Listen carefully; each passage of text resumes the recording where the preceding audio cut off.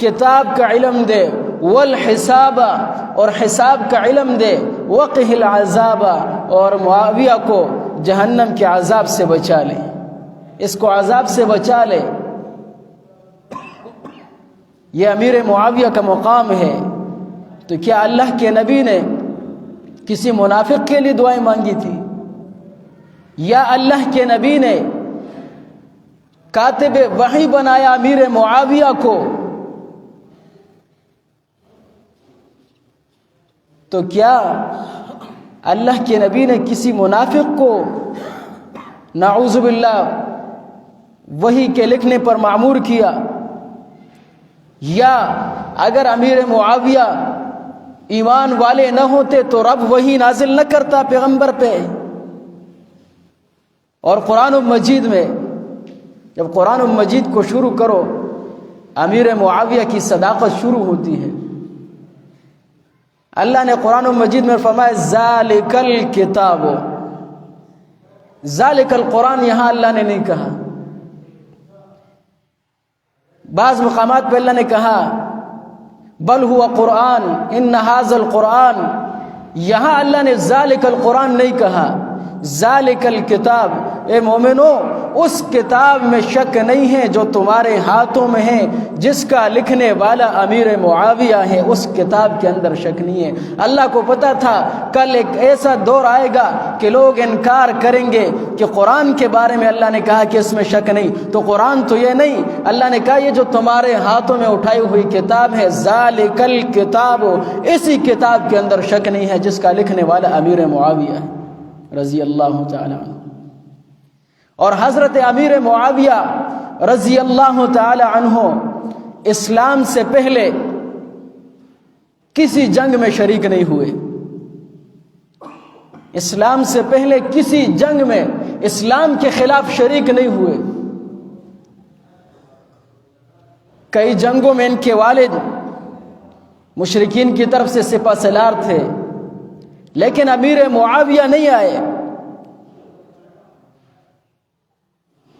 اللہ کی امیر معاویہ نہیں آئے کہ اللہ رب العالمین نے حکمت دیکھو کہ ان ہاتھوں کو اللہ رب العالمین نے اسلام کے خلاف تلوار چلانے کے لیے نہیں بنایا تھا، ان ہاتھوں کو اللہ رب العالمین نے قرآن مجید لکھنے کے لیے بنایا تھا۔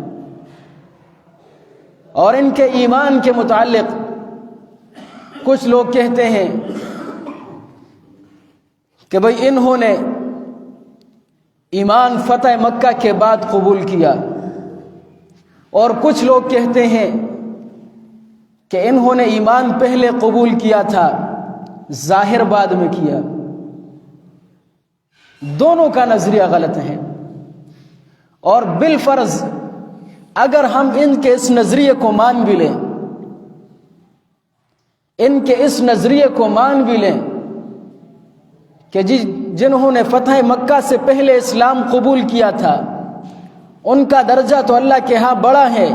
اللہ خود قرآن مجید میں فرماتے ہیں لا یستوی منکم من انفق قبل الفتح وقاتل، کہ تم میں برابر نہیں ہو سکتا اس کے جنہوں نے خرچ کیا مال فتح مکہ سے پہلے اور جہاد کیا، اولئک اعظم درجۃ، یہ لوگ درجے میں اوپر ہے ان لوگوں سے، من الذین انفقوا من بعد وقاتلوا، ان لوگوں سے جنہوں نے مال قتال کیا اور مال خرچ کیا فتح مکہ کے بعد۔ اب لوگ کہتے ہیں کہ معاویہ کو فتح مکہ کے بعد ایمان، لیکن چلو مان لیا، پھر بھی اللہ رب العالمین کہتے ہیں فرماتے ہیں کلا وعد اللہ الحسنی، اللہ نے اپنے پیغمبر کے سارے صحابہ کے لیے جنت کا وعدہ کیا، پھر بھی امیر معاویہ جنتی ہے۔ لیکن علامہ ڈاکٹر سراج الاسلام حنیف صاحب وہ لکھتے ہیں کہ امیر معاویہ مہاجر بھی ہے، اور امیر معاویہ نے فتح مکہ سے پہلے ایمان قبول کیا، صلح حدیبیہ کے بعد اور عمرۃ القضاء سے پہلے امیر معاویہ رضی اللہ تعالی عنہ اسلام قبول کر چکے تھے۔ پھر وہ حدیث لاتے ہیں یہاں کہ جب صلح حدیبیہ ہوا، اللہ کے نبی آئے عمرے کی نیت سے، مشرکین نے روکا، پھر یہ اس بات پر اجازت دی کہ آپ اگلے سال عمرہ کریں گے۔ جب عمرۃ القضاء کے لیے آئے، اللہ کے نبی نے عمرہ کیا، صفا و مروہ کیا، پھر مروہ پہ بیٹھے، ایک عمل باقی ہے کہ اللہ کے نبی نے سر کے بال کاٹنے تھے، کینچی ہاتھ میں تھی، فرمایا امیر معاویہ کو بلاؤ کہ وہ میرے سر کے بال کاٹیں۔ امیر معاویہ کو بلاؤ، ابو بکر بھی موجود ہے، عمر بھی موجود ہے، عثمان بھی موجود ہے، علی بھی موجود ہے، اس دور میں اس وقت بلال حبشی بھی موجود ہے۔ اللہ کے نبی نے بلایا کہ امیر معاویہ کو بلاؤ کہ میرے وہ سر کے بال کاٹیں۔ تو اس وقت جب اللہ کے نبی کے سر کے بال کاٹ رہے تھے تو ایمان کا اظہار بھی ہے نا، اور اللہ کے نبی کے سر کے بال حضرت امیر معاویہ نے کاٹے، ناخن مبارک کاٹے، اور امیر معاویہ رضی اللہ تعالی عنہ نے ان بالوں کو اپنے ساتھ محفوظ کر لیا۔ آج ہمارے اس ملک میں بھی کچھ لوگ کہتے ہیں جی یہ منسوب ہے نبی کی طرف، یہ موئے مبارک ہیں، یہ عمامہ مبارک ہے، منسوب ہے، اب حقیقت نہیں ہے، منسوب ہے ان کی طرف۔ تو ہم میں سے کوئی لوگ اس کو دیکھیں، اور یہ بات بھی کہ مکہ اور مدینہ میں جہاں اللہ کے نبی زندگی گزاری ہے وہاں کوئی وہ نشانی نہیں ہے، لیکن ہمارے ملک میں ہے۔ تو ہم میں سے اگر کوئی اس کو دیکھ لے، ان نشانیوں کو، کتنا خوش ہوتا ہے کہ میں موئے مبارک دیکھ کے آیا ہوں، خوشی محسوس ہے۔ لیکن امیر معاویہ حقیقتاً وہ جو نشانی جو خود اپنے ہاتھوں سے کاٹی اس کے اپنے ساتھ محفوظ رکھا، اور فرماتے ہیں کہ جب یہ فوت ہونے لگے، امیر معاویہ بیماری کی حالت میں بیٹے کو بلایا اور نصیحت کی کہ یہ بال اللہ کے نبی کے بال میں نے ایک جگہ محفوظ رکھے ہیں، وہ جگہ بتائی کہ وہاں سے لے لینا، جب میں فوت ہو جاؤں میرے نتنوں میں، میرے کانوں میں، میرے آنکھوں پہ اللہ کے نبی کے وہ بال رکھ دینا، تاکہ دنیا سے جاتے ہوئے بھی اپنے نبی کی نشانی کو ساتھ لے کر جاؤں۔ اس عظیم الشان اللہ کے نبی کے ساتھ گھوڑے پہ بیٹھے، اور ان کا یہ سینہ اللہ کے نبی کے پیٹھ کے ساتھ لگ رہا ہے۔ اللہ کے نبی نے پوچھا امیر معاویہ تیرے جسم کا کون سا حصہ میرے جسم کے ساتھ لگ رہا ہے؟ فرمایا اللہ کے نبی میرا سینہ آپ کے جسم کے ساتھ۔ اللہ کے نبی نے فرمایا اے اللہ معاویہ کے سینے کو علم سے اور حلم سے بھر دے، ایسا شخص ہے معاویہ۔ آج ہم تک صرف اختلافات پہنچے صحابہ کی، وہ وجہ ہماری اور آپ کی ہے کہ ہم تاریخ کے پیچھے پڑے ہیں، قرآن و حدیث کو چھوڑا ہوا۔ وہ امیر معاویہ رضی اللہ تعالی عنہ اللہ کے نبی ام حرام رضی اللہ تعالی عنہا کے گھر آئے، انہوں نے کھانا تیار کیا اللہ کے نبی کے لیے، اللہ کے نبی نے کھانا کھایا، اس کے بعد ٹیک لگائی، آنکھ لگ گئی، آنکھ لگی تو اللہ کے نبی مسکرائے، اٹھے۔ ام حرام رضی اللہ تعالی عنہ پوچھتے ہیں یا رسول اللہ آپ کیوں مسکرائے؟ اللہ کے نبی نے فرمایا مجھے میری امت کے کچھ لوگ دکھائے گئے جن پہ اللہ نے جنت کو واجب کر دی، وہ لوگ جو سب سے پہلے سمندری جنگ لڑیں گے، وہ لوگ دکھائے گئے۔ ام حرام رضی اللہ تعالی عنہا نے فرمایا یا رسول اللہ آپ دعا کیجئے ان لوگوں میں میں بھی شامل ہو جاؤں۔ اللہ کے نبی نے فرمایا آپ بھی شامل ہو، آپ بھی ان لوگوں میں شامل ہو۔ پھر وہ دور آیا، امیر معاویہ رضی اللہ تعالی عنہ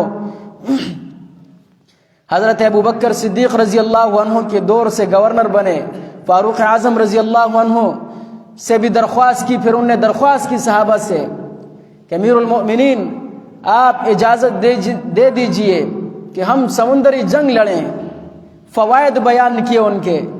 حضرت عمر رضی اللہ عنہ سے بھی درخواست کی، انہوں نے اجازت نہ دی۔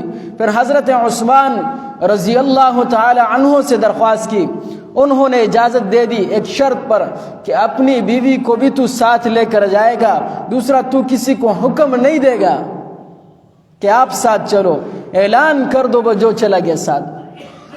حضرت امیر معاویہ رضی اللہ عنہ نے اعلان کیا، وہ عورت ام حرام رضی اللہ تعالیٰ عنہ، ان کے خاوند بھی ساتھ ہیں، ابو ایوب انصاری رضی اللہ تعالیٰ عنہ میزبان رسول،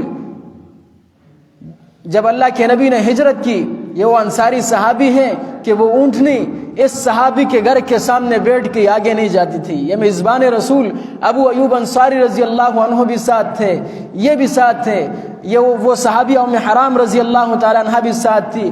اور وہ جو لشکر گیا نا، اللہ کے نبی نے فرمایا جو پہلا لشکر یہ بحری جنگ لڑے گا ان پر اللہ نے جنت کو واجب کر دی۔ معاویہ صرف اس جنگ میں شریک نہیں ہوئے، معاویہ رضی اللہ تعالی عنہ اس لشکر کے سپہ سالار تھے۔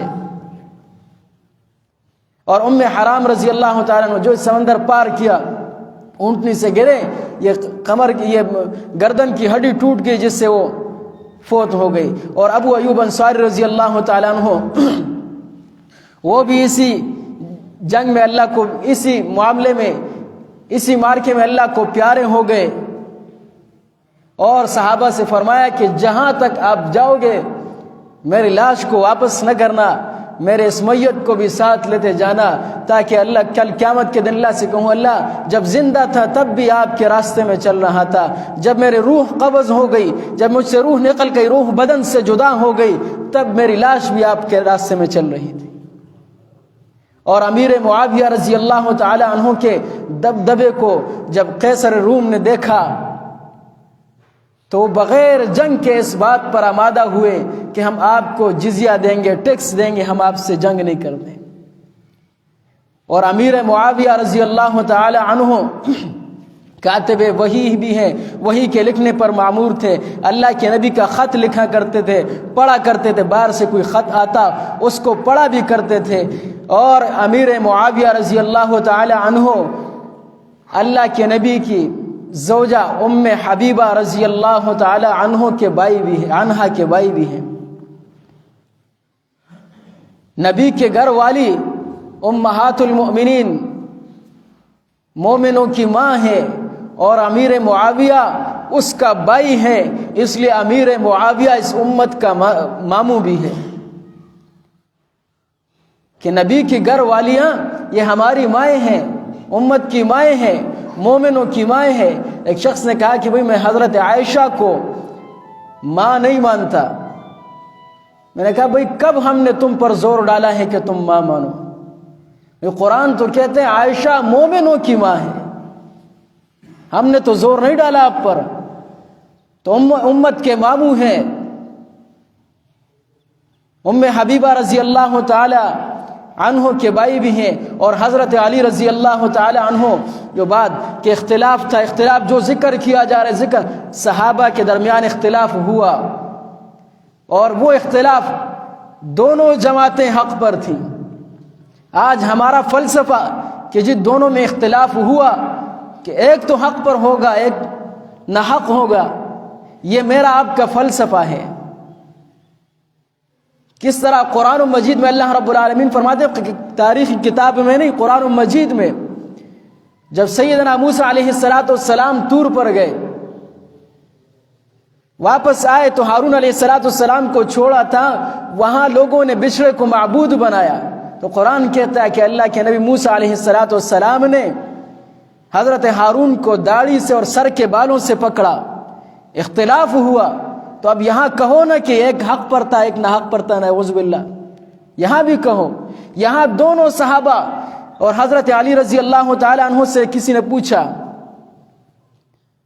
کہ آپ کا جن کے ساتھ اختلاف ہے یہ مشرک ہیں؟ فرمایا نہیں۔ کیا یہ منافق ہیں؟ فرمایا نہیں۔ فرمایا تو کون ہے؟ فرمایا ہم اخواننا، یہ ہمارے بھائی ہیں، ہمارے درمیان اختلاف ہیں۔ اور پھر حضرت علی رضی اللہ تعالیٰ عنہ نے فرمایا کہ میرا اور ان کا رب بھی ایک ہے، میرا اور ان کا نبی ایک ہے،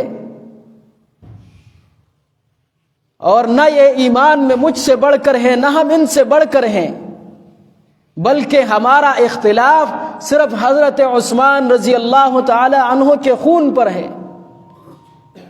کہ حضرت امیر معاویہ رضی اللہ تعالی عنہ کی رائے تھی کہ حضرت عثمان رضی اللہ تعالی عنہ کے خون کا بدلہ لیا جائے۔ حضرت علی رضی اللہ تعالی، خلافت پہ اختلاف نہیں تھا کہ حضرت علی رضی اللہ عنہ نے فرمایا کہ پہلے خلافت کو مستحکم کیا جائے، اس کے بعد حضرت عثمان کے خون کا بدلہ لیں گے، بس صرف اس بات پر اختلاف تھا۔ باقی صحابہ میں اور حضرت علی نے فرمایا کہ جو ان سے قتل ہوئے ہیں وہ بھی جنتی ہیں، جو ہماری طرف سے اس جنگ میں قتل ہوئے ہیں وہ بھی جنتی ہیں۔ صحابہ کے درمیان صرف اس بات پر اختلاف تھا، باقی کسی عہدے پر صحابہ کے اختلاف نہیں تھا۔ وقت نہیں ہے میں تفصیل کرتا۔ اور صحابہ کرام رضوان اللہ تعالی علیہم اجمعین کے درمیان آپس میں بہت ساری محبت تھی، بہت ساری دلیلیں اس پہ میں پیش کر سکتا ہوں، وقت نہیں ہے۔ اور ہم نقص صحابہ کے درمیان نہ ڈھونڈیں، ہم صحابہ کے در والوں سے بھی محبت رکھیں گے، صحابہ کے گھر والوں سے بھی محبت رکھیں گے۔ جو صحابہ کا دشمن ہے، جو ہمیں صحابہ سے دور کرنا چاہتا ہے، جو تاریخ ہمیں صحابہ سے دور کرنا چاہتے ہیں، ہم اس تاریخ کو بھی سلام کرتے ہیں۔ اس دوست کو بھی، میرا ایک دوست اسی محلے کا، وہ کئی اشکالات اس نے کیے کہ بھئی مجھے کسی نے کہا، میرا ایک دوست ہے، اس نے حضرت عمر کے بارے میں یہ کہا، اس نے حضرت عثمان کے بارے میں یہ کہا، اس نے حضرت امیر معاویہ کے بارے میں یہ کہا۔ میں نے کہا بھئی اس دوست سے راہیں جدا کر لو، کہیں وہ دوست تم سمجھتے نہیں ہو، وہ تاریخی حوالے دے کر تمہارا نظریہ برباد کر دے گا، تمہارا عقیدہ برباد کر دے گا۔ اس لیے مولانا یوسف لدھیانوی شہید رحمۃ اللہ علیہ کے پاس ایک شخص آیا، کہنے لگا حضرت میں نے قادیانیوں کی کتابیں پڑھتے پڑھتے میں اس نتیجے پہ پہنچا کہ میرا دل اس کو تسلیم کرنے لگا، مرزا غلام قادیانی کو میرا دل اس کی طرف مائل ہونے لگا۔ تو حضرت یوسف لدھیانوی شہید رحمۃ اللہ علیہ نے فرمایا کہ اگر تو نے سانپ کا دم منتر سیکھے بغیر اگر تو سانپ کو پکڑے گا تو سانپ تجھے ڈسے گا ضرور، اس لیے یہ تیرا کام نہیں ہے، یہ علماء کا کام ہے۔ تو علماء سے جا کے پوچھ صحابہ کے بارے میں رب کا قرآن کیا کہتا ہے، قرآن کے محفلوں میں بیٹھا کر جو کہا سنا۔ اللہ عمل کی توفیق عطا فرمائے۔